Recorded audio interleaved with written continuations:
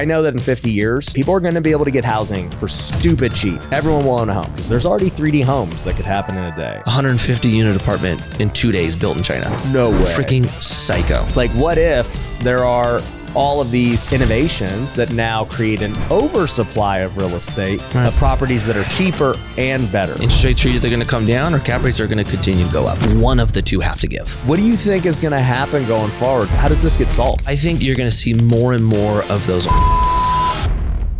What's going on, Wealth Builders? Today, I got somebody who has a very similar path to me. This man started in pro sports, not baseball, but pro skateboarding, which is super dope. He then got into real estate and has built a, private equity firm with over $250 million worth of assets. And then he started getting into the social media game and now is blowing up everywhere, giving great financial advice. So obviously, there's a lot in common with this man, and I'm super excited to have him here. I got Mikey Taylor. What's up? What's up, my man? And then I also found out, we're both avid golfers. Yep. And Christians. And we have a lot in common. It's scary, the crossover we have. Yeah. Families, kids, sports. How many kids you got? I'm at 4 now. So I'm one on you. Yeah, I got to catch up. But you're coming. You'll do 4. Yeah, for sure. Yeah. So anyways, dude, there's a lot we could talk about. And I think a lot of people are probably going to be interested in the real estate stuff. Yep. I don't know about you, because every time I talk about sports, they're like, whatever. Yeah, for sure. A lot of the podcast people, that's where people want to go. Tell us about skateboarding. And I'm like, I don't know. Unless you have a skate audience, no one cares. Like, you know what I'm saying? Yeah. Nobody can. They're like, all right, Ryan, we know you play. Yeah. Okay, great. Yeah, that's right. Yeah. So no, I think I think it's business. I think it's trying to figure out like how to pull this and make money. The whole thing, right? Yeah. We're adults now. What do we do when we're adulting? Yeah. Try to figure out a job and get married and have kids. Well, I'll just ask one skateboarding question. How do you think it's impacted what you've been able to do in business? Well, I would say like the biggest thing is probably the athlete kind of mindset or personality. Like we're obsessive. When we get into things, we get all in and we tend not to stop until we accomplish it. That's good for business, maybe the resilience aspect of it. And then I would say last, like skateboarders have a very creative outlook, right? It's, you can do the same trick as the person next to you and someone will think the way you did it is way better than the other, right? Yeah. It's almost like taking what is done and finding new possibilities of doing the same thing. Yeah. That's like social media. That's business. So I think there was a lot of crossover there. The hard part is skating is so individual based. It's all about you. And when you build a business, it's all about people. That was the hardest thing for me. Yeah. Because you had to only stay accountable to yourself. That's it. And, it's all on you. You win or you lose. Right. But now so if you show up, like, I was a hard worker. I was like the guy who's like, how hard are you doing? I'm going to go harder. Right. And then it was like, okay, I need to like put people in place because I'm not good at these things. And I was not good at managing people. Like I had such a distorted outlook of how to manage or how to lead. Oh, those first couple of years were tough, really tough. Yeah. So what made you get into real estate? So when I was skating, my career went a lot longer than I thought. I ended up being a pro skateboarder for like 14 years. Yeah. And skateboarding is not the conventional pro athlete. Like we don't make a lot of money, right? So I picked a career that I didn't make a ton of money at. I didn't know when it was going to end. And I felt like my future, someone else was controlling my future is what it felt like. And so I was on this path of trying to pull back control from my employer, my sponsors. And so my idea was just live like I'm broke, to put money into assets. And once those things are paying me, I'm free. That was like. So how much were you actually making as a pro skater? So if I were to, let's see, in the beginning, it probably took me 5 or so years to get past 100 grand. Okay. And then I had probably the majority of my career making 150. I had the last 3 years of my career doing about 400. I had a shoe that like started doing decent. That is very high for pro skateboarders. Most pro skateboarders. Who was the shoe? Was it like DC? It was with DC. Oh, yeah. Okay. I remember buying some DCs when I wanted to be a skater. Yeah, that's right. So I had a shoe that like just hit. So I got, my royalty checks. But most skaters don't clear 100 grand. Most skaters make game. 60. Video games will do it. Tony Hawk will put you on that path. So that was it was just that. Like, how do I protect myself after this? Mm-hmm. So I just started investing. The real estate came a little bit later. I started off conventional. Stonks, bonds, IRAs, the kind of conventional path. I then started my first business that actually wasn't in real estate. It was in the beer industry. That was in 2011. And then we sold that in 2015. Did you make money? Yeah, we sold to Miller Coors. We did pretty well with it. Cool. And then this company I started about a year later. So the real estate came later in life, but I was investing passively before that. I was investing in storage with other operators. Yeah, you're just an LP, just getting your feet wet. Yeah, loving it. Like money was working, dividends were coming in. I got to learn. Yeah, that was a good path for me. So what made you decide to get on the GP side and start being an operator? When we started the brewery, we didn't have enough money to do it, so we had to go raise capital. Mm-hmm. And I liked that, actually. I liked raising money from investors. I liked having the business plan and trying to pitch like what we were doing. And then when we sold our company, we got to put checks in people's hands. That process I fell in love with. And so I kind of wanted to create a business that incorporated investing with it. And I felt like private equity is the way to go. Like, it wasn't just me buying my own assets, and, it was like building a business around investing. Yeah. It's like the best of both worlds. Yeah. So you've been doing that now for started in 17 around. Okay. So almost 7 years. Yeah. Okay. And what made you want to go into like storage and multifamily versus, look, you want to get in real estate, there's a million ways to do it. Right. Okay. So storage came because I knew somebody who was doing storage. Right. Just literally, oh, you're successful. Yeah. You're doing storage. That. Well, no, that's who I was investing with passively. Yeah. So I was investing in storage passively because I knew somebody. Yeah. Right. And then when I made the decision to start the company, actually storage was so good from an investment, but it wasn't as exciting for me. And it actually didn't feel like I could apply my skill set the way I could into multifamily. The reason why I say that, storage is like a bunch of garages, right? Yeah. Like, it's kind of automated. Yes. But when you're talking about apartments or even homes, you could say like single family, you're talking about the ultimate experience. You're talking about where somebody lives, right? And so I felt like I could apply my skill set to that component and actually add more value than maybe the traditional value add, operator, syndicator. Right. And so I launched in multifamily. Mm-hmm. And then we went maybe 4 years, and the group that I was investing with passively in the storage basically started the conversation about us merging companies. Oh, wow. And we ended up merging our companies in 2021. And then the storage side came on. There was a lending component that came on.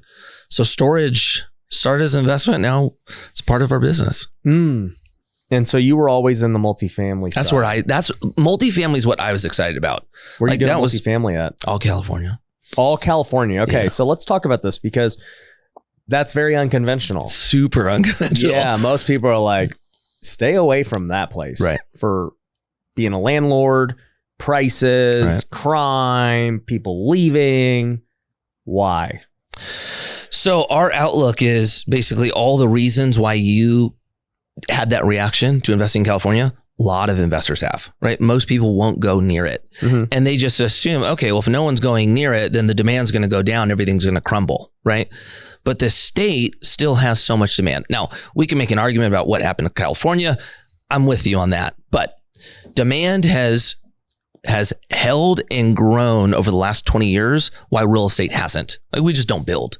Yeah. And so our state is about 2 million units short right now, right? And so the bet that we're making is you have 18 people putting offers in on one house. You have 15 people putting applications in to rent an apartment. And the pace at which our state builds is not going to fulfill that, right? So what happens in those cases? Prices go up. That's inevitable, right? So we look at it as the state keeps our competition out for us, and we don't believe the state can fix this housing crisis.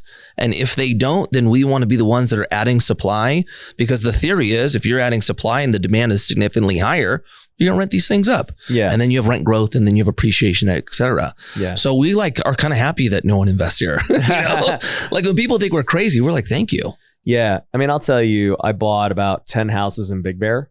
And Airbnb. Were you Airbnb? Yep. Yeah. And I was buying them back in 2017 before Airbnb was big, and it was just kind of coming up. And, I wasn't turned off by California. I honestly went into it looking for my own second home. Right. And I was like, Big Bear's like a couple hours away from Vegas.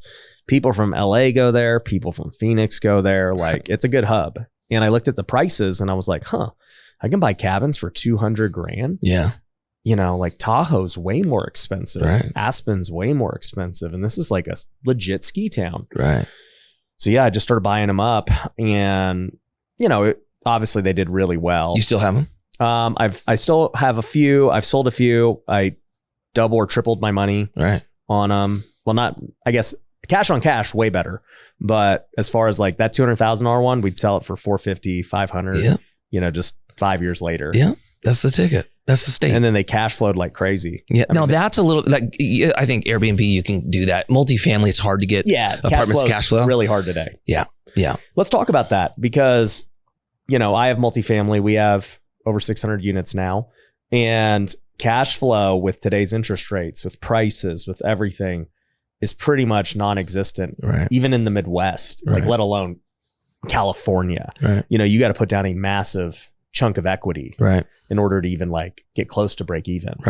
How's that been now, having started this in 2016 when that wasn't the case? Yeah. I mean, dude, new challenges, right? Like when you have cap rates that are at par, or in some cases, below the interest rate, what do you do? Right.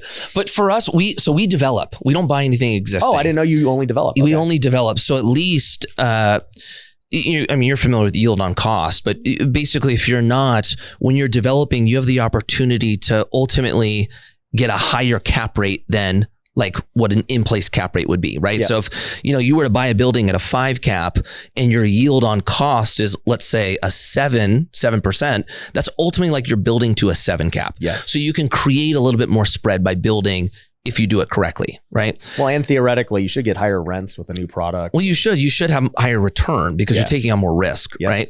The hard part is the lending market right now for us. It's not the interest rate. It's that so many lenders have pulled back that the ones who are still lending, well, they have all the leverage now. Mm-hmm. So they go, Ryan, we were good with 20%.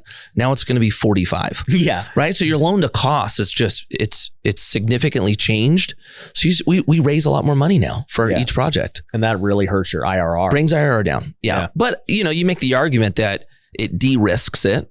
Right. You're coming in at a project with 45% equity. Like you really have to blow it, So we like that. But your IRR considers time. Right. And so when you're building, you're adding so much value so quick that if you're really trying to maximize IRR, you're selling right after. Yep. Right. And so we don't typically do that. Like we like building and then holding. So our investors they're almost looking for a hybrid approach. I want more cash flow than the market has to offer. I want some growth, but I don't want these things flipping every 3. Are you going to burr them? Like, what do you guys do? Well, so in the cases where we pull out capital and don't distribute it to investors, we use that capital to do another project. Right. It just depends on the fund structure. That usually is at play if we have an open-ended fund. Yeah. For our closed-ended funds, it's like, here's the 3 deals. We hold them. When we exit 1, it goes down to 2. When we exit, another, it's 1, and then the fund's over. Yeah. Let's pause real quick. We just launched something new that I'm really excited about, which is our text hotline. It is now easier than ever to get in touch with myself and my team. If you've ever been thinking about working with us in any way, whether it's through real estate investing, learning how to create content, or scaling your business, we want to help you out. And it's super simple. All you got to do is just text 725-444-5244. If you text that number, my team is going to get in touch with you right away. And I, in fact, might be responding to some of those texts as we get the system just built out and rolling. We can answer any of your questions for getting you help, telling you about our different programs, different events we've got coming up, different resources that we have that can help you. It's going to be epic. So just text us at 725-444-5244 and somebody will respond to you and get you help right now. So doing development, especially in a place like California, how difficult is it to get the permits and everything? And brutal. Brutal. Because especially too, how are you dealing with that when you're like, hey, it might be 2 years from now. We got this site. Are you buying it right out the gate, or are you keeping it under contract, waiting to try and delay it as much as possible?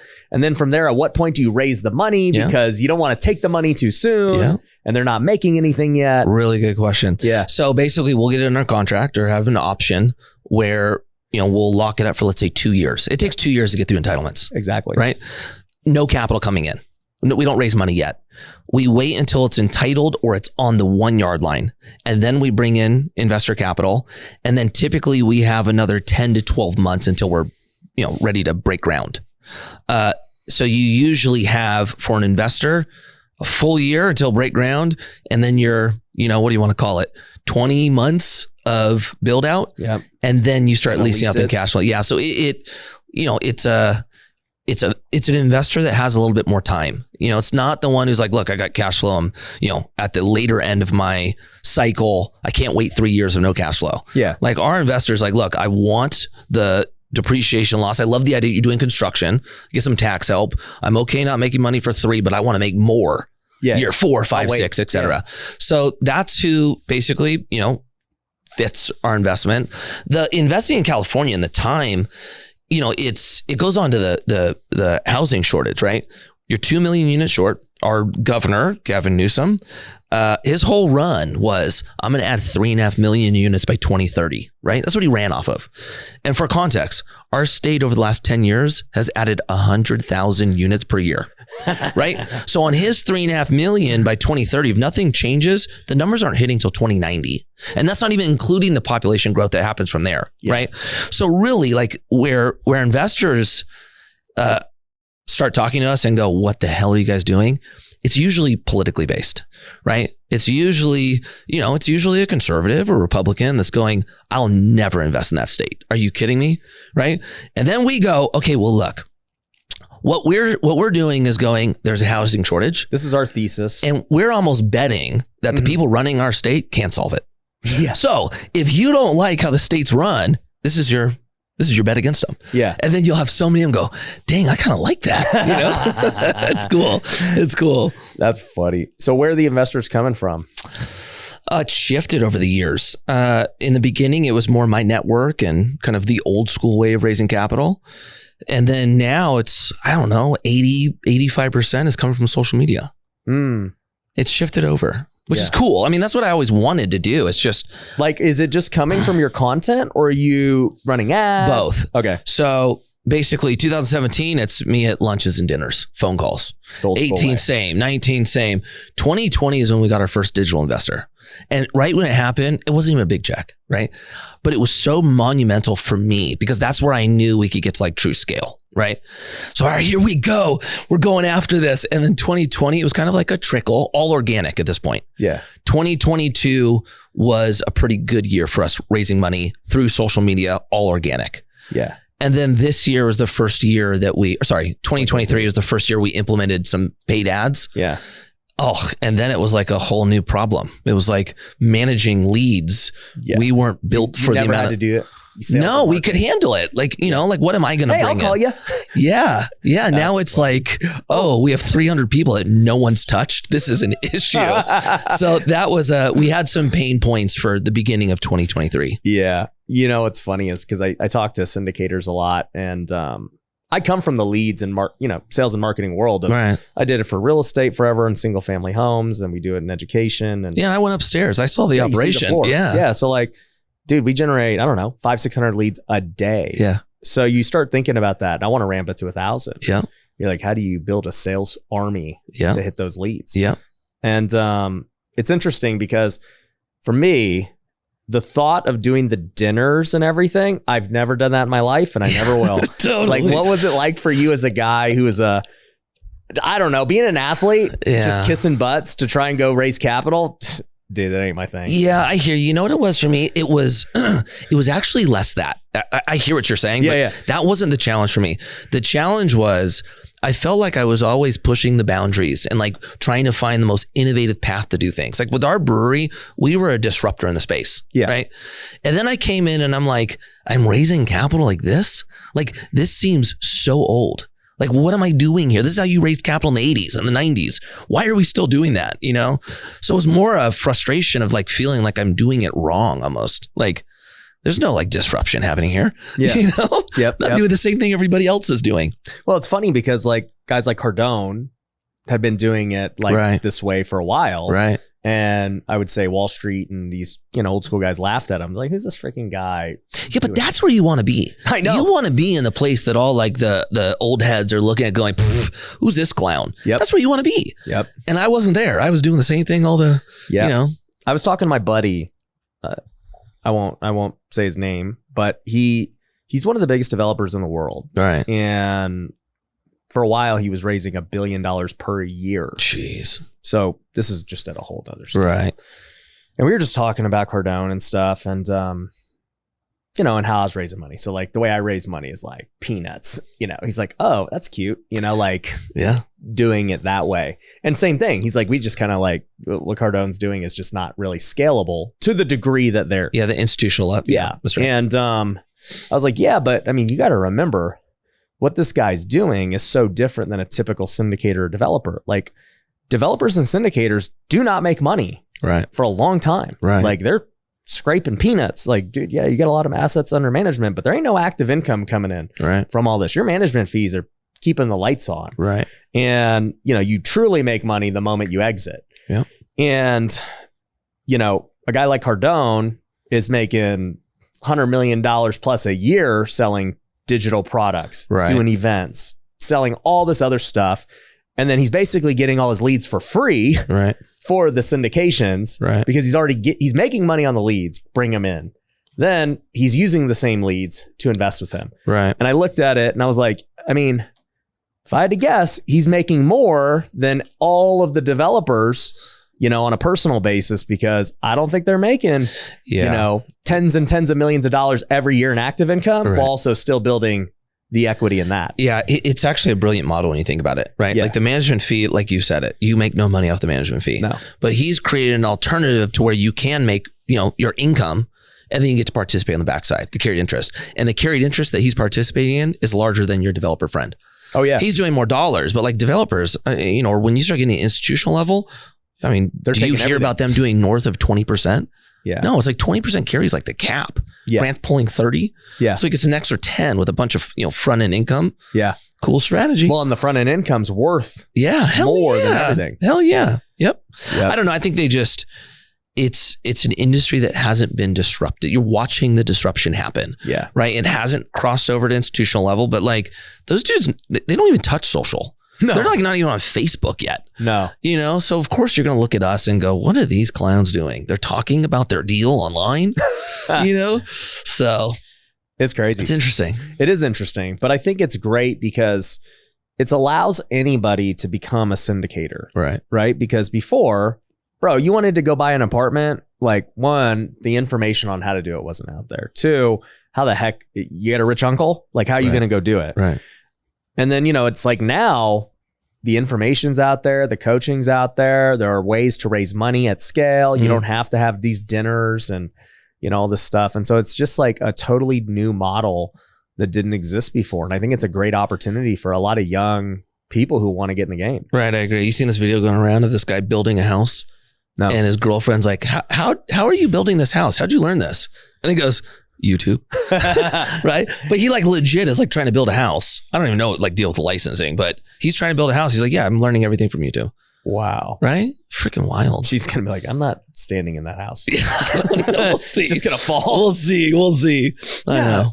The load management's good. Yeah. We've got a support here. But you know what? Like the confidence was unreal. Like, and it wasn't like like the video, you'll see it now that I say this, of course, but like he was just like so humbly like everything's on YouTube.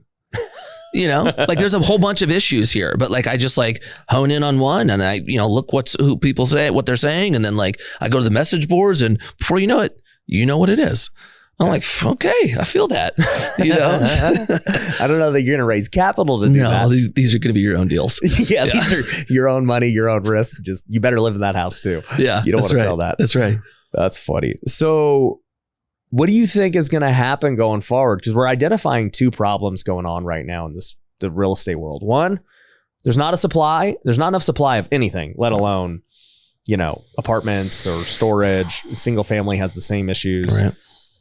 So we can't build fast enough due to regulations, due to technology, cost.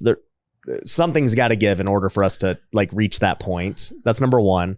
And then number two, you have no cash flow due to interest rates and prices and everything. So, but how does this get solved?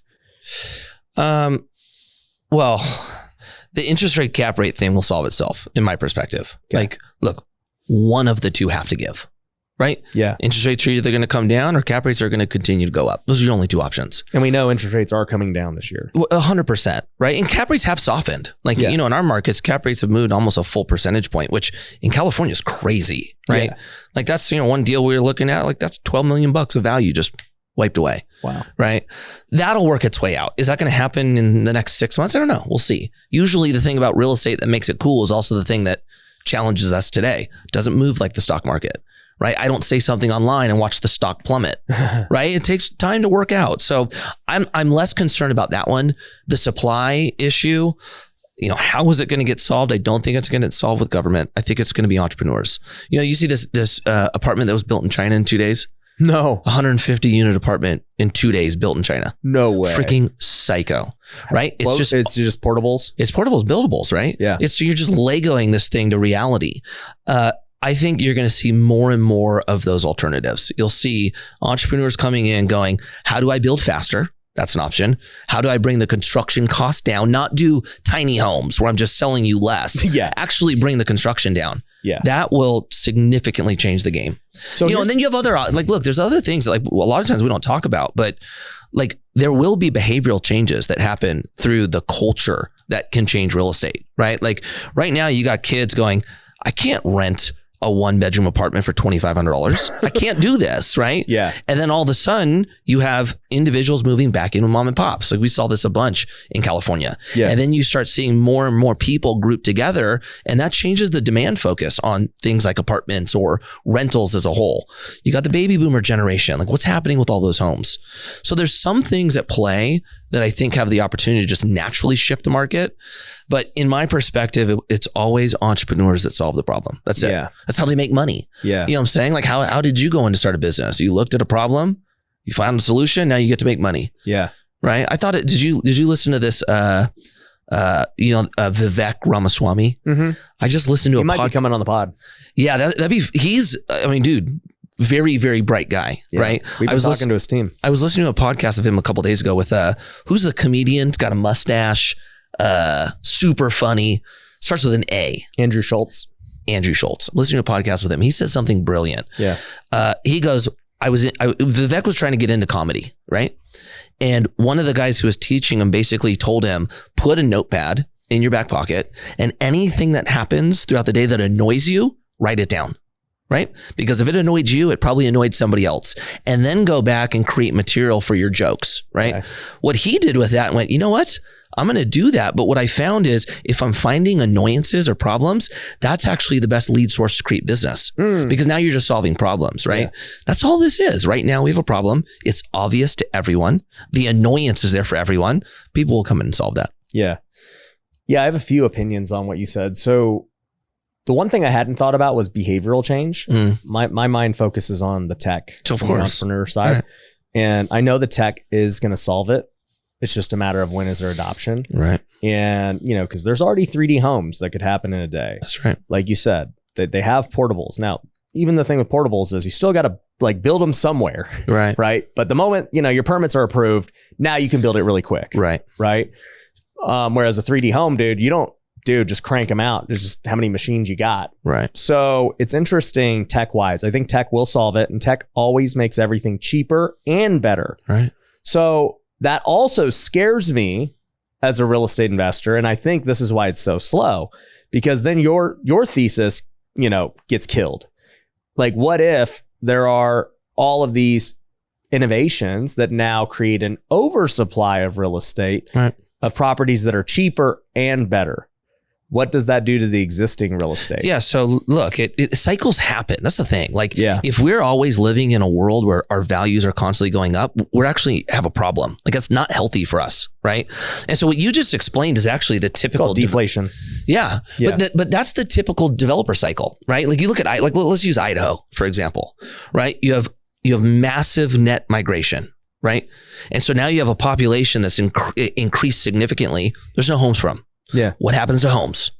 Value goes up. All of a sudden, everybody's a developer, right? We're going to start building, and they start building. In Idaho, you get building done fast, and there's kind of land everywhere to build. Yeah. Right? So developers overbuild. This is what happens.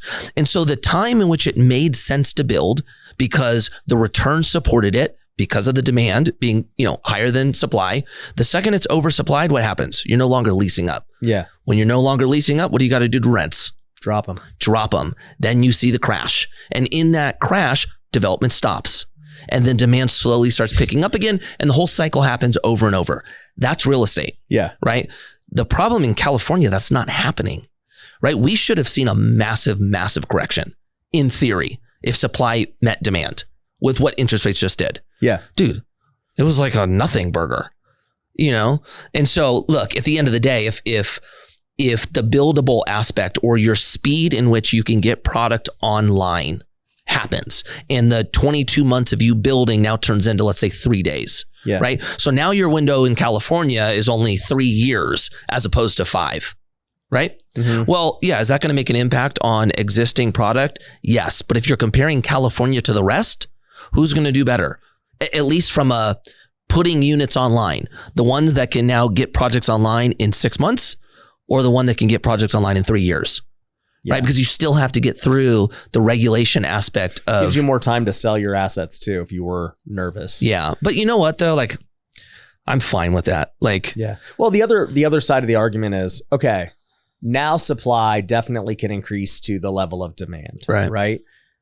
But there's still two other things at play that will dictate price, right? Location. Right. And so, yeah, you're going to go build all these things in some new outskirts location. You're not building them where everything's already at. Right. And so, yeah, those outskirts could develop into new great areas that people like, but it's probably going to leave all the other areas that have these old properties unaffected. Right. The other part too, I start to think about is, this is like super far in the future, but let's say it's 50 years from now and like houses just get built literally in a day. Okay. And because tech allows it, the government allows it, everything is streamlined and you have this just abundant thing and it's cheap too. Right. Super cheap. Like anyone will own a house. Like I believe there's a future like that. Right. I hope so. Well, it's just technology does that. I mean, I'm a huge believer in tech. And the reason is you just think about the abundance we have today versus 20 years ago, 30 years ago, 50 years ago, 100 years ago. Dude, okay, the obvious example is a smartphone. Like imagine if you had a smartphone 30 years ago. Right. People would have thought you must have been like in the CIA, like to have this piece of technology that did these things. Like you're a secret agent. Yeah, and this thing must be worth millions of dollars, this piece of technology. And yet anyone can have one now. You look at the problem with food and starvation and like, yeah, there's still people that struggle, but overall there's way more food that's available today. Like people don't starve, in the way that they did 50 years ago, 100 years ago. You look at cars and Elon said this. Elon's like, we're going to make a car that's cheaper, better, faster. Everything about it is going to be better and it'll get cheaper. And he did. It's like, dude, I just keep watching Tesla's drop price. And I'm like, what the heck? This is crazy. He did it to me. I know. Yeah. And you're like, this guy's doing everything he says he's doing because he's getting economies of scale. The car can drive itself. No other cars do it to that degree. Totally. And you're like, okay, this is what tech does. It gives you everything cheaper and better. Right. And so real estate's the one thing that never caught up to the rest of tech in the world. Social media is a great example, right? Like we can literally do this. It costs us nothing really. And now we can go spread our message to millions of people. Right. That's insane. Right. That was never a thing before. Right. And so I know that in 50 years, like people are going to be able to get housing for stupid cheap. Right. Everyone will own a home. I believe that. And I don't know how the tech will happen. Your home might be in the middle of nowhere. I'm with you there. I'm just, what happens to land value though in 50? Like there was still, you can't get a home. Like I hear what you're saying on bringing tech price down and I don't disagree with it. Well, 90% of the world's land is unused. Okay, Like, so if you're land's not talking the about issue. so if we're talking about building new homes Yes. and outside, I am 1,000,000% with you. Yeah. But you know what's interesting? Because I'll do these videos online or on my social media. And it's like how much you have to make to live in Los Angeles. Yeah. How much you have to make to buy a house. And what I'll get from a lot of people is I make $100,000 a year, whatever it is, and I'm living paycheck to paycheck because I'm spending $2,800 in rent, and they go through the gamut, but they're not willing to move. Yeah, I know. So I wonder, like, does that change? Well, jobs now are more remote than ever they have been. Like people can start business. So this is like the world is becoming more abundant, whether people realize it or not. Used to not be able to go start an online business and like work from home. If you haven't heard, WealthCon is coming back to Las Vegas April 18th to the 20th, and I believe it's going to be our biggest one yet. We're going to try and fill the Caesars Palace with 2,000 top-level real estate investors and entrepreneurs. I've got amazing speakers like Neil Patel, Tim Grover, Dan Martell, Pace Morby, and many others coming, and it's going to be great. So if you want to get tickets today, we got some special deals going on. All you got to do is text me at 725-444-5244. We'll get you info on what kind of tickets we got, all the way from general admission to our diamond level tickets, where you're able to network with the speakers, go backstage, ask them questions, and then have a dinner with all of us in a really intimate setting. It's going to be great. So if you want to get tickets, text me at 725-444-5244. So let me ask you this. I'm asking because I'm curious about this one too. Any desire to ever go out and create like an actual community? Like you hear about these tech guys up north? 100%. I thought about it. Yeah. I wanted to, one of my dreams is I'm going to develop a golf course community. I've heard you talk about this, I think. Yeah. Yeah, it's an epic idea. So I'm going to do it. And it's going to be a Christian retreat center and all these amazing things. And maybe that dream will happen when the technology, like it'll be also a tech focused thing. Now that we're talking about it, that would be sick. Yeah. But that being said, I'm with you. Like this is why I say, even though I think that happens, and like there's these areas where it's like, oh, well, bro, you could go live in whatever area and have a newer home that's beautiful and nicer and stuff. Now we have the behavioral thing you brought up earlier. And I still think that those old prices still remain. Right. What I think ends up happening is the mecca of the city is always where it's going to be. Right. And so, new things will develop, and like those will be cool communities, and, just socially, right? Certain people will pay more to be around other certain people. Right. And then there will be, hoods of these new things that people are like, nah, I don't want to live in that one, even though the house is great, right? Like the house is great. It's clean, but the people there are just not the people you want to live around. Right. But then there's going to be the mecca of cities where you don't have this new stuff. Like it's just the established old stuff. And I think that behaviorally, we're going to put a value on old stuff like architect. I mean, we already see it in Europe, right? It's like, dude, this building's 200 years old. Right. Like it's worth a lot. Right. Even though its technology and stuff sucks compared to what we have today. So I think that will happen. That's a good point. That's a really good point. Because you can't ever change land. Right. So wherever people want to be, that's the most valuable. You can't change the beach. Totally. The beach is the beach. Totally. They're not building more. Yeah, that's a good point. I agree. I actually totally agree. Yeah. But we have 90% to use that no one uses. Isn't that nuts? And to your point, overpopulation idea. Yeah, I can't live in LA. Yeah. Well, you're going to be able to live like 30 minutes outside of LA, right? Where there's nothing going on right now. Going to Santa Clarita, the new Santa Clarita. The new Santa Clarita. You can go just past Rancho Cucamonga. Yeah. And you know LA. Yeah, you know the area. Yeah. So where do you live at? I'm in a city called Westlake Thousand Oaks. It's Newbury Park technically, but Thousand Oaks. Oh, bro. So, I went to CSUN. What? Yeah. I didn't know that. That's where I got drafted out of. Dang, Reseda. Yep. Okay. So I spent a lot of time at CSUN. Yep. That's epic. I didn't know that. Where were you living? In the valley? Yeah. Yep. Oh, okay. So I lived, literally always 5 minutes from the school. Dang. Okay. I was probably skating on that. When did you go to school? I was there from 08 to 10. Oh yeah, bro. There's a good chance like I was skating while you were, Well, you know what's crazy? So like, I was going to college during the recession, right? Right. And I just remember like, even then, we're broke college kids. Right. I was actually playing online poker in college to make money. Dude, I've always been a hustler. Dang. So I remember, we'd have to get our own housing. The school didn't pay for it. Right. And I think we spent like $2,000 a month for a like 2.5 bedroom, I'd call it. Cause like one bedroom was like a freaking closet den thing. But yeah, it was like $2,000 a month and 5 of us were living there because it's just like even then in 2009, it was just like, dude, this is crazy expensive for college kids. And like, I don't even want to know what that house probably rents. It probably rents for $4 or $5 grand a day or a month. For sure it does. Yeah. For sure. Yeah. Yeah. It's wild, man. That's supply. That's the supply issue. Yeah. But I'm with you. And like, even if you think about the Valley, it's like, there's no land. Like it's nothing. Done. So that's always be that's one actually, even that point right there is actually one of like the selling points of investing in California. The barrier to entry is so high because what you're building on is very limited. Yeah. Right. It's very different than, I mean, what do you think the hot areas are for syndicators right now? Georgia, Carolinas, lots of land, Alabama. It's everywhere. Like there's nothing that stops you from building. There's a premium for that. You know what I'm saying? Like you're going to go compete in a difficult market. Not everybody can do it. Yeah. And so what we've seen is just, it drives the price up. Yeah. So we're able to hit a higher return. Yeah. But it's gnarly. I'm not gonna tell you it's easy. Like most people should not invest there. Like if you don't know what you're doing, don't do it. Yeah. Why did you get into development instead of, just resale? Yeah, that's a good question. There's 2 parts of it. One, I didn't want to buy like what Grant does, like the institutional, like brand new Class A product. At that time felt like the scale in which I'd have to do it was outside what I was capable of doing. I didn't feel confident that I could raise $70 million, it's a lot in 3 months. I just didn't think I was there. Yeah.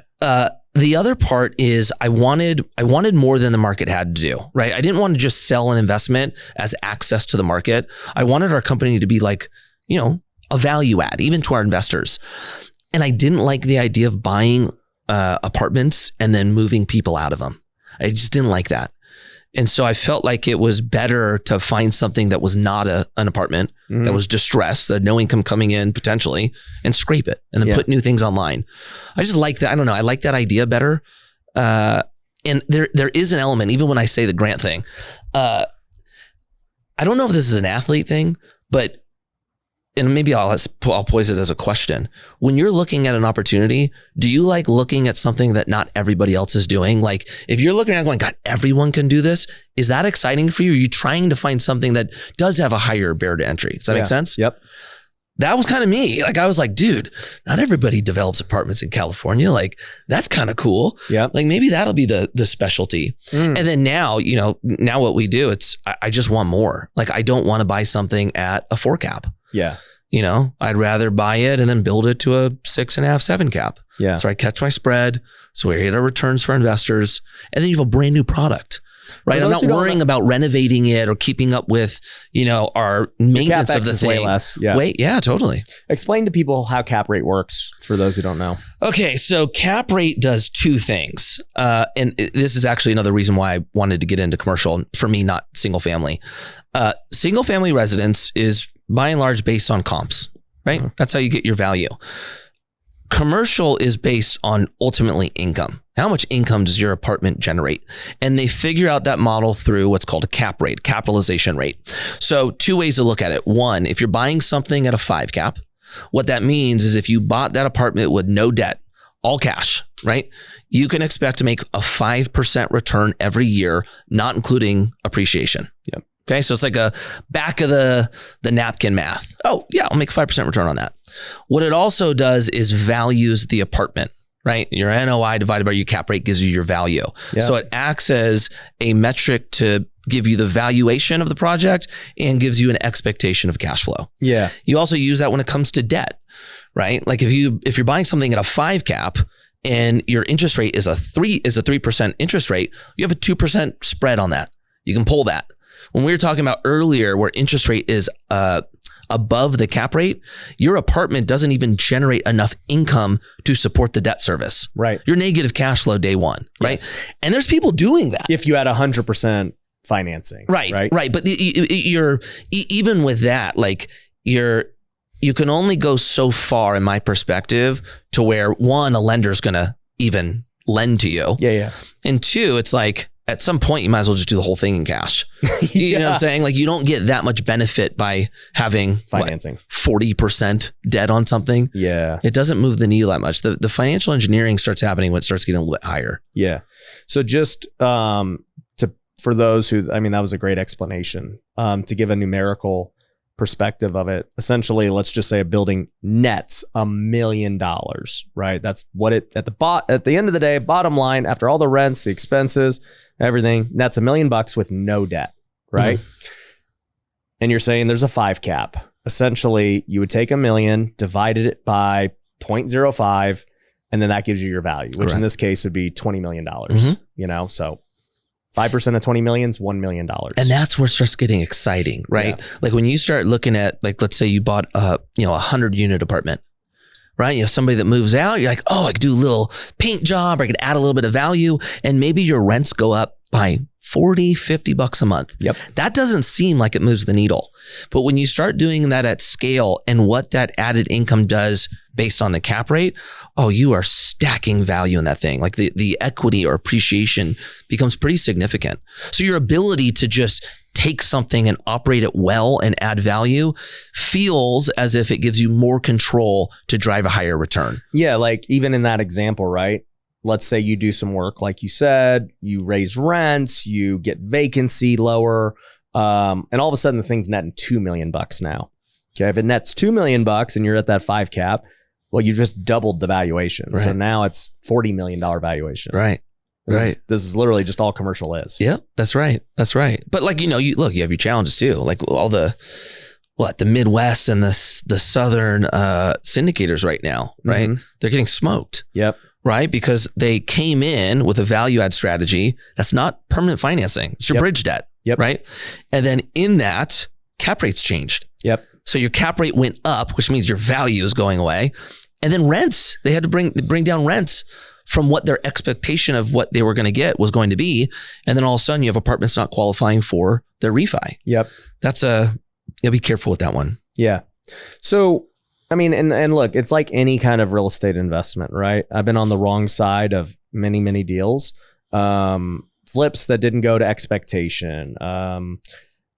Things that needed way more renovation than you thought. Right. Projects that get delayed because of permitting issues and entitlement issues and just things you find when you open up the wall. Like any investments, real estate or not, just has just unpredictable things that happen.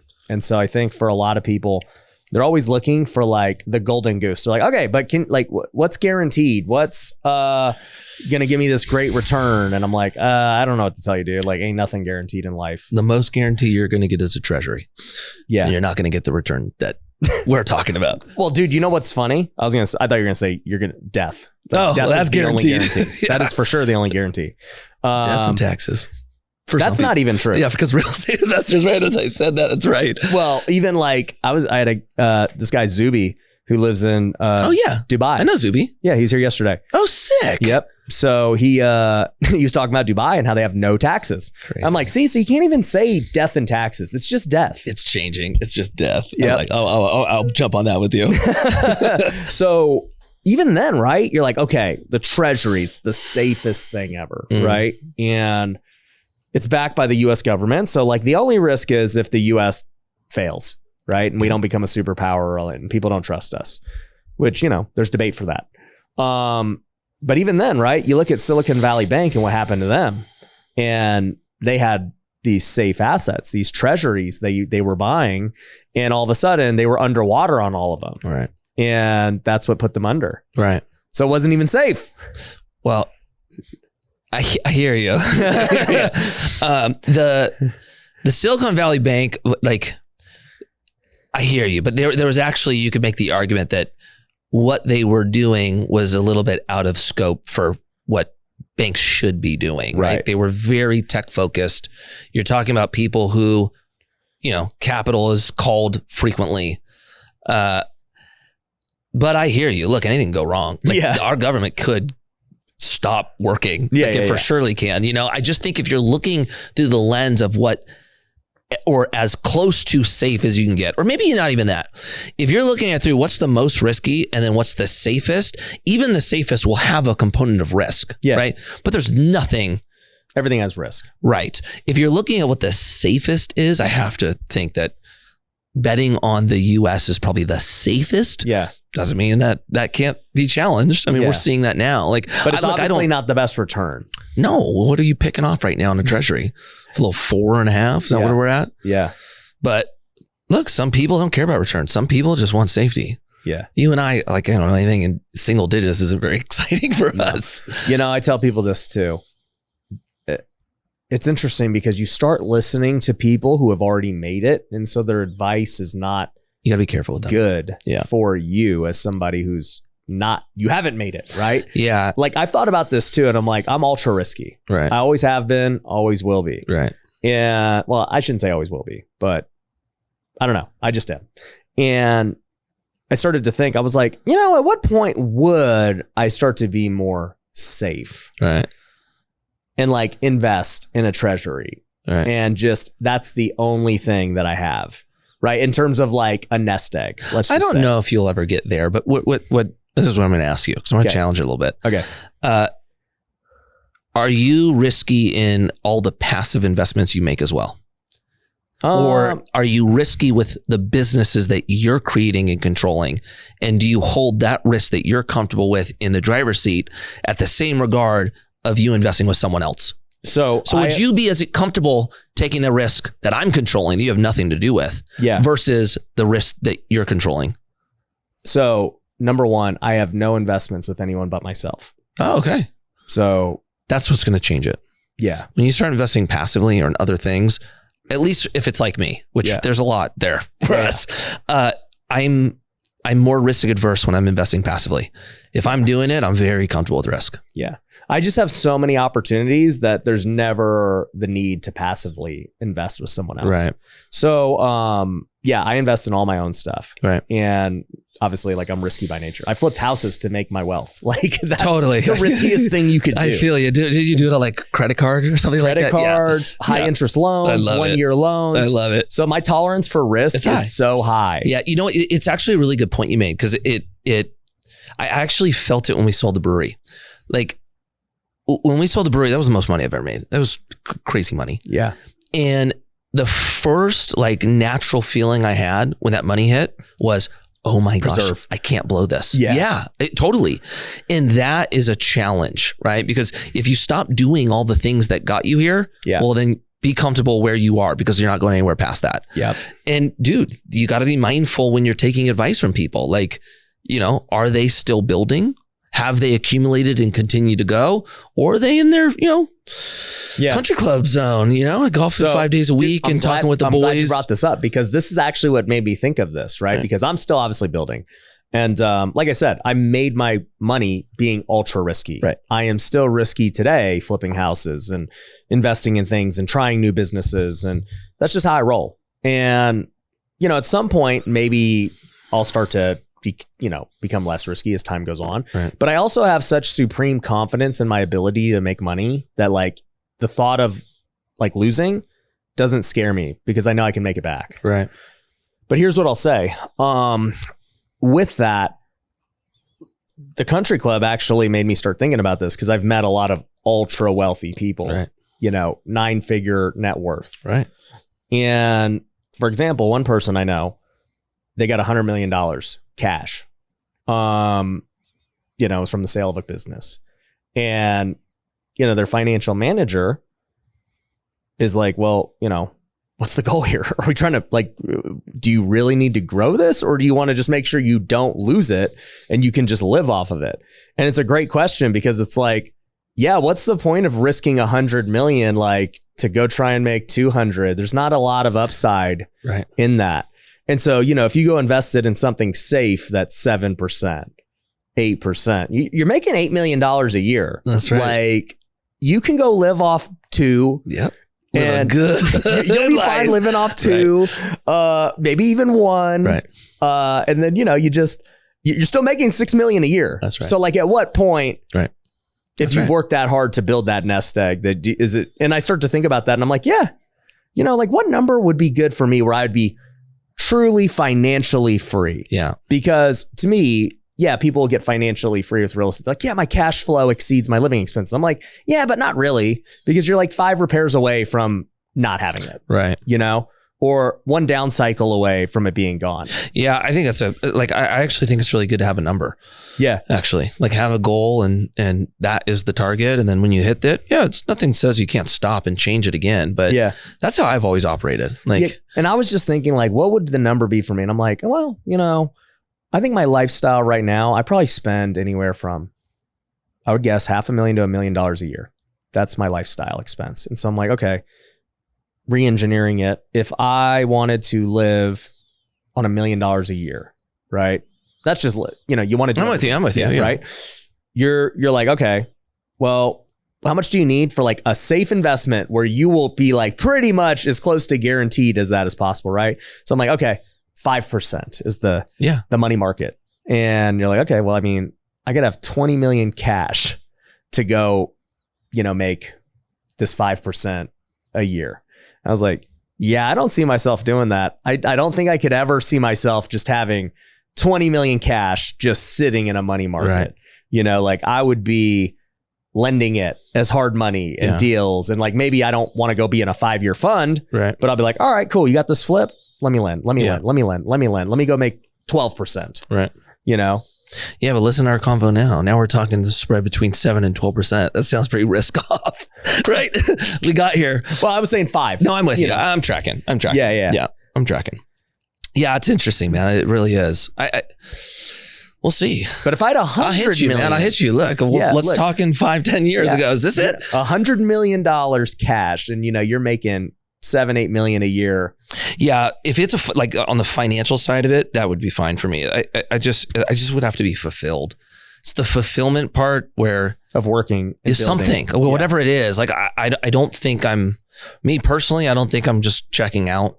I don't think we're supposed to do that. Well, that's why I respect a guy like Elon, right? Yeah, I'm with you. You freaking go sell PayPal and you make hundreds of millions, and you're like, risk it all. Right.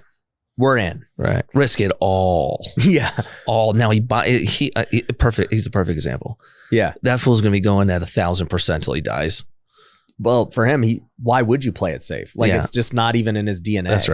That's right. And when you're Elon too, if somehow he lost it all, he'll be back in freaking 6 months. Somebody's going to just give him $1 billion. Right. Like, Elon, okay, I'm going to pay you $1 billion. Right. Let's own this business together. Right. Like he just will have it back tomorrow. Right.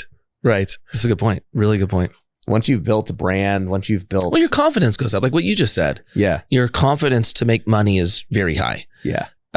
Once you start honing in on what your skills are, the future, starts looking brighter because you feel like you are more in control. Oh yeah, I'll go do this. My company goes away. Okay, I'll do a new one.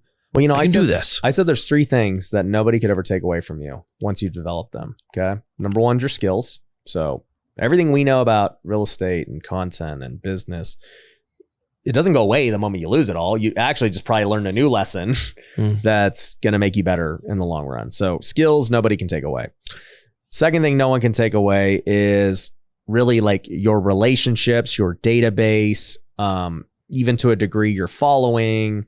They're all kind of in the same bucket, just people. Right. Now, if you lose it all, yes, your reputation gets hurt and you're going to lose some people, but you're still going to have so many resources of people, right? Like if I lost it all today, I could still be like, hey, Mikey, dude,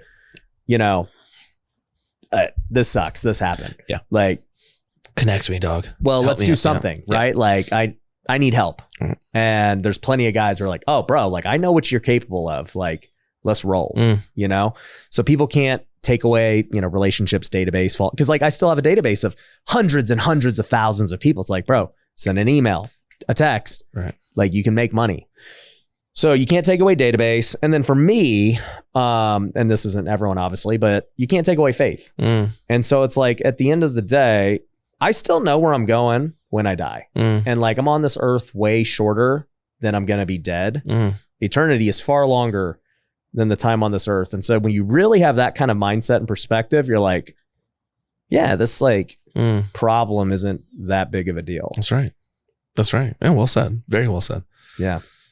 So, I mean, for you, do you ever still skateboard? not enough. No, a couple times a year.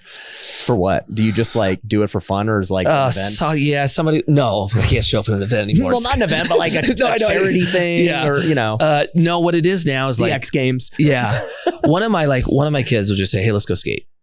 Like not like they don't want to like skate. They're not into it yet, but they just want to go like on their scooters or bikes. And I'll pull out my skateboard and mess around with them. But it's not that much, man. It's insane to say. I think my wife actually misses it like more than I do. Like she used to travel with you and stuff. So she knew me before I was pro. Like we knew each other since we were kids almost. Got it. And so she watched the whole thing happen. And then when we started dating, like I was in the thick of it. And so like skateboarding was our world, it was our friend group. We traveled. And then when it went away, this as an athlete, it moved into the next thing. And then that became 100%. Yeah. And so it just was like a full snapback, like next. And she like think misses the culture a little bit, misses the people, Yeah. But I don't know. It's like, it's not aligned right now with what I'm doing. There's only so much time in a day. And I just don't have the time available. And I'm not sure I have the desire right now. Yeah. I'm too like focused on what I'm trying to do. And I don't know, making sure I can still do a hard flip. I don't know. It's not the goal right now. Hard flip. I never even heard of a hard flip. I know a kick flip. Yeah. Yeah. What separated a guy like Tony Hawk from everyone else? Well, in the beginning, skill for sure. And then a lot of it was just timing, I think. Like he was the best. He was kind of like, the true GOAT. And then a video game came out. And then skateboarding blew up and he just kind of crossed over and became like a mainstream name. Yeah. No other skater has built that. Even like, I would say Rob Dyrdek is maybe the most famous skater other than Tony Hawk. What's funny is now that you said it, I'm like, oh yeah, he was, but I just didn't even think about that.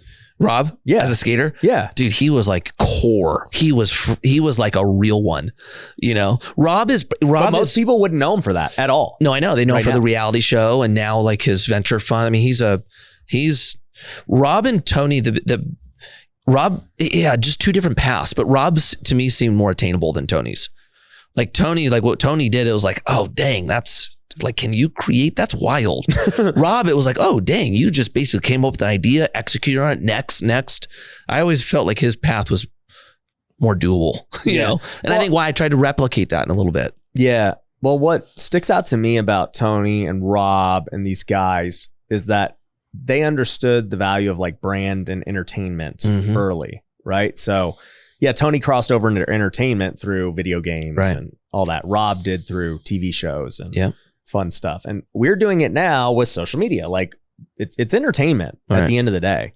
And so I just kind of think about that. How far out do you think alternative is compared to legacy media? Like how much of the attention space do you think like what we're doing is capturing versus? I think it's more. You think we're over? Really? I do. Oh, okay. I already think it's past. You do. When you take everyone, like the total nation. Bro, look at how many hours of screen time you have. Right. You're not watching legacy media on screen time. I know I'm not. I know you're not. But where's the... I would say the dividing line is probably... It's got to be people in their 40s and 50s is like, that's the cutoff. Okay. But even then, a lot of those people are on Facebook. Like... Yeah, that's true. This is what I think. So obviously TV numbers are getting killed. Right. And then social media is like rising everywhere, right? It's just a battle for attention. Right. So this is my theory. There is only 24 hours in a day, right? And, there's the theory of, well, how many of those are what we would call a discretionary hour? And, okay, we know people sleep, 8 hours a day. We know people work 8 hours a day. So you have 8 hours to do this other stuff, right? Now, that's not all discretionary because people work out, people have families, you got to eat, you got to do all this stuff, right? From what I've heard, the average is about 4 hours a day is what you have of discretionary time. And literally everything is competing for your attention. It's not just social media. It's anything you would do with free time. It's reading a book. It's playing a game, video games. It's, watching TV. All of those things are competing for the same 4 hours. And so you start to think about this. And back then, there was no like competition. It was like, oh, well, we just watched or we just listened to the radio. Right. Then now we watch TV. Right. Oh, well, now video games, like kids, but that's a kid's thing. Oh, now everyone has different things for them. And so if you were to think about, hey, well, how do I spend my discretionary? Now you might have less because you're a busy, successful person. And then, some bum has 8 hours a day because they ain't doing nothing. So, it evens out. So the question just becomes, where are people spending their time? And I mean, your phone will tell you where you spend your time. Yeah. Well, that's a good outlook. I actually never thought of it that way. That's good. It's the only fixed thing in the world. And this is why ad costs and everything are becoming so expensive, because everyone's competing for attention. It is the only fixed supply in the world. We can build more real estate. We can manipulate. We can print more money. We can do all these things, but the fixed cost, the only fixed asset is time. Yeah, you ready for this one? This is interesting that you just said this. So there was a big conference last week with all institutional investors, right? And they were talking about what their main focus is over the next few years, asset class wise. And one of them, which threw me off, was retail. Right? They really like retail. And it's actually for what you just said, that a lot of these big companies, Wayfair and these monsters, they have their cost of consumer. And it's basically stuck now. They can't bring the number down. And what they're finding is they're able to actually make it cheaper when they have a retail component blended with the social media. The average cost per lifetime consumer goes down. Yes. And so they believe that you're going to actually see more and more retail open from these big, giants who are typically getting out of the space. And then I think the secondary aspect of that is retail kind of went through it in 08. And then a lot of maybe, I don't want to say trim the fat because you're talking about businesses going out, but the businesses that were kind of struggling, I think, 2020 scraped it. Yep. And now they're like, this is a great asset class. Like we're here. And that one, cheap. I was not expecting that. That was a change. And then assisted living. That's the other one, which makes sense. Assisted living, everyone's talking about. Yeah. But yeah, that does make sense because it's like something that nobody wanted before is now useful. Right. Because of this new technology, right? Like warehouse used to not be an in-demand space. Now all of a sudden, warehouse is so freaking expensive. Pumping. Dude, it's just 4 walls. Yeah. And you're like, this is cost just as much as an office. Yep. That makes no sense. But the demand for warehouse is so high because of Amazon and everything else. And you're like, okay, that makes sense. So retail is that next frontier where it's like, okay, well, there's no demand for it right now. There's no demand for a mall. Right. What's going to happen to them? Yeah. Technology is going to make an entrepreneur is going to figure out, oh, snap, dude, this is a cash cow if you repurpose it this way. Yeah, that's right. That's right. So it's crazy. But yeah, I think it's already passed. And that's why I think, dude, I mean, think about this. On social media, in just 4 years for me, I've gotten over 1 billion views. 1 billion. That's one thing. Then last year on just this YouTube channel, we had over 1 million hours of watch time. 1 million hours represents, what's the math? 1 million hours is how many years? Let's think. So there is 1 million hour. Well, and it was like it was basically 100,000 hours a month. So we'll say 1.2 million divided by 24 hours a day. That's 50,000 days divided by 365. That's 136 years. So people spend 136 years consuming this in 1 year. Right. That's insane. It's insane. It's insane. I guess the thing that threw me off, this is more recent. If you look at, you just went through the primaries or, they're going through it right now. But you had, who we were talking about earlier, Vivek, go full blown alternatives, podcasts, everything we do. Yeah. And then you have everyone else going mainstream. Yeah. And then if you look at the vote he captured, it was significantly less. Yes. Now, I don't know if that just blends into, when you're looking at just politics, maybe maybe more people are paying attention to politics once they get older. And then the demographic just switches on the numbers where maybe the more youth is looking at social, they're not voting or paying attention to this stuff. Well, I know the answer. What is it? Because I was expecting him to do better. Like when he was going alternative, I'm like, dang, this guy's going to kind of pop off. So going back to this, right? You think about, literally a billion views, just a normal guy, right? Back then, the only way to get attention was you were on mainstream media or you're like a Hollywood actor, actress, right? Today, okay, just take somebody who's on like a Netflix show. If they're not making content, like how many hours are they actually being consumed, right? People know me more than they know some A-list actors. True. Just because they've spent more time with me. Right. Even though I'm not more famous, if you were to ask, you know, oh, have you ever heard of this guy? You're like, oh yeah, of course. But the people who do know you. Right. That's a good point. So there's one aspect there where you develop true like relationship. Whereas I don't really know what Brad Pitt's like. Like he don't put out content to let me in his everyday life to know. Right. But dude, everyone knows who Brad Pitt is. But do you know Brad Pitt? Yeah. Other than what the tabloids say. Yeah, that's good. So there's a difference there. And that's going to continue to shift the next 10 years. That's why all these celebrities are embracing. So they realize they have to do that to stay relevant and top of mind. Not just, oh yeah, I got a new movie now, so I got to go out. Top of mind's good. Yeah, I'm with you there. So that's one. But two is, I think when it comes to politics, there's just not as much political commentary on social media as there is mainstream, right? So mainstream is 24/7 politics of all this crap. Yeah, there are people who talk, you know, there's the Daily Wire, but like, okay. And yeah, there are some fringe YouTubers and stuff, but it's very minimal in the terms of social media compared to also what's out there. That's a good point. So if you were to go, so now I'm like thinking about all this. There's multiple layers of entertainment. Politics happens to be a genre. What we're having here, entrepreneurial information type stuff, media can't touch it. Right. Normal media. I'm with you there. You're only coming here. I'm with you there. Another one that's huge is sports. And this is the only thing keeping mainstream media alive because live sports are always going to be around. Right. And with live sports, you're starting to see that even these streaming services now realize we got to go get them too. And so like Netflix, I think I just saw they got Monday Night Raw from WWE. I did see that. Yep. Yeah. They understand. Right. Like if they can go take live sports away from media, they're toast. Right. That's literally all they have left. That's a good point. It's a really good point. Yeah. That's fun, isn't it? Isn't it fun watching how this is all playing out? But that's how you make money. You just like watch the trends. Right. But what do you see as far as like the rest of what you want to do? Is you said you're just complete focus on real estate and your fund. Is there anything else? Yeah, right now it's the business takes the majority of my time. Yeah.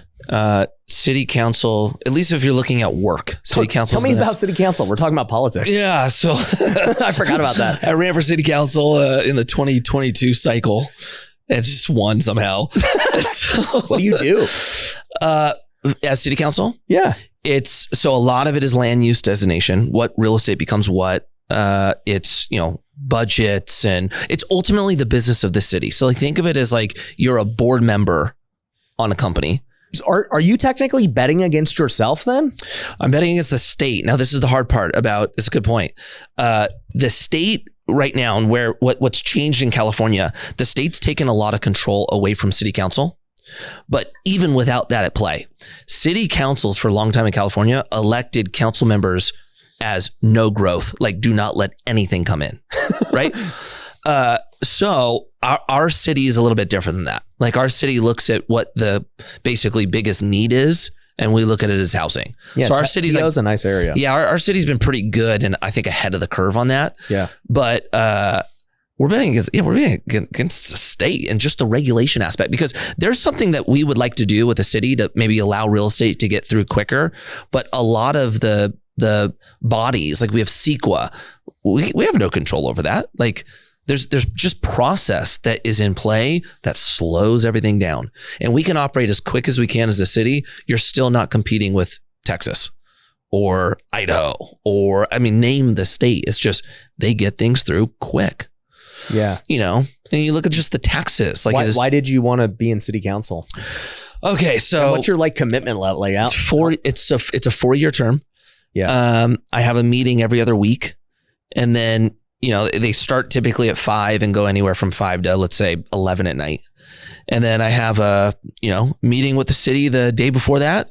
And then any studying or preparing I need to do for the agenda. Bro, that's usually done on the weekend. No joke. No, it's a freaking second time. It's a second time job. Yeah. What do you get paid to be in city council? Nothing. It's small. It's really small. So why'd you do it? My wife started talking about moving. Okay. She was like, let's go check out other areas. And for me, this is where I grew up. This is where she grew up. My family's here, her family. I love this place. Right. Yeah. And so when she started saying that, I was like, dang, well, I don't know if I want to leave. I like it here. And what she was really looking for is just more to do. Like in Thousand Oaks, there's a gap from 18 to, let's call it 40. Not a ton to do. Yeah. Right. It's just built for. It's just suburbia. Yeah, that's right. So she wants to go where there's amenities and things happening. And so I just opened my mouth one night and I said, instead of us talking about what we don't have, like, why don't we build it? Like, why don't we be a part of this? And that started this whole thing. She was like, well, yeah, what do you want to do? Yeah. And I was like, well, I don't know. Like, I have my business. Like, I'm not stepping away from my business. And she's like, well, maybe we could get involved locally. And I was like, locally? Okay. And I just started looking around. I was like, you know what? Out of everything that's at play, city council actually, I thought, fit my skill set well. When you're talking about budgets, when you're talking about the local economy, when you're talking about real estate, like, this is my lane. Yeah. And so I was like, okay, I'll run. And I ran with 10 other people. No clue what I was doing. And I just treated it like a startup. I was like, okay, I need people to figure out who I am. You campaigned? Yeah. Oh, dude. How much did you spend campaigning? About $100,000. What'd you do? So rallies and stuff?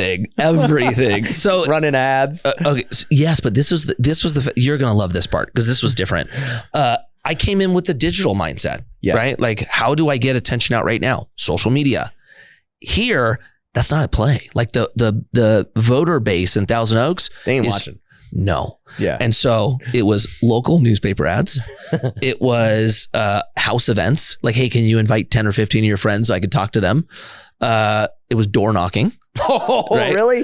Dude, 4 hours a day for 5 months. Door knocking. No way. Yeah. You? Yeah. Oh, yeah. Candidate, my whole team. Holy crap. We created a system, like a sales system, and every night it would post how many doors you hit and friggin', Dude. It was fun on that aspect. And then social. I had to target it like a paid advertising campaign on Facebook and Instagram that was targeted to my area and the demographic I thought would vote for me. I was paying for text messages, emails, the whole nine. So, dude, you did this for 5 months. It was gnarly. You had to beat 10 people? I had to beat 10 people for 2 seats. Got it. Yeah. And almost all of them had local name recognition, or the majority of them did. I didn't. A lot of them were in the political world already. Yeah. Non-politician. Yeah. So it was fun. It was hard. It was exhausting. Yeah. That's funny, dude. Yeah. So there's that. And then, I have 4 kids. So it's like, and a wife. Like, I gotta maintain my relationship with her and run your business, run the business, be a good, I'm at max right now. I'm at max. I need to bring a little bit more people in till I do the next thing. Yeah.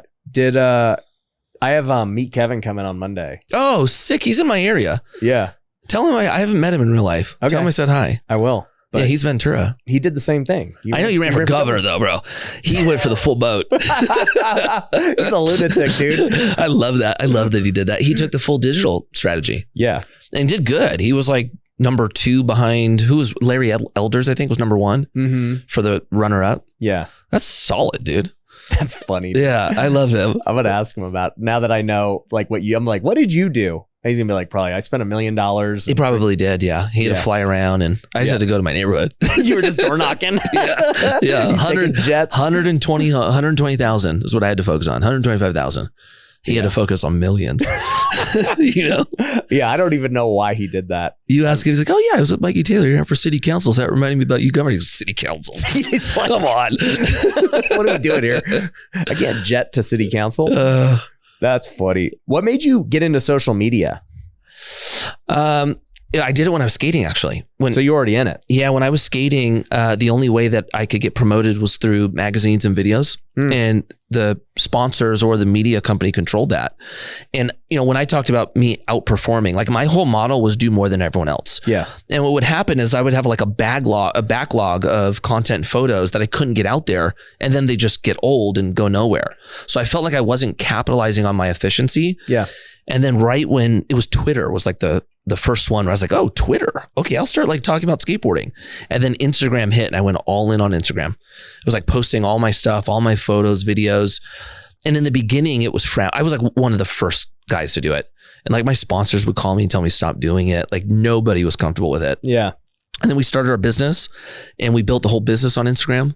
And it was like we were like the fastest growing brewery in California. Like we had like radical success. Yeah. Dude, Instagram did that. Wow. You know, and then I was all in.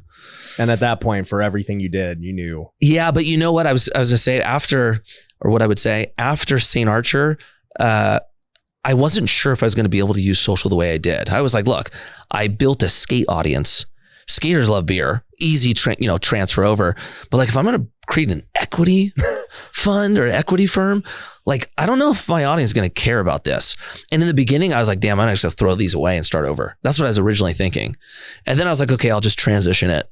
It was about 3 years of transition. Really? Oh, brutal. So like everyone was F like, you, dude, you suck, doing? go back. Why are you doing this? Sell out. Unfollow.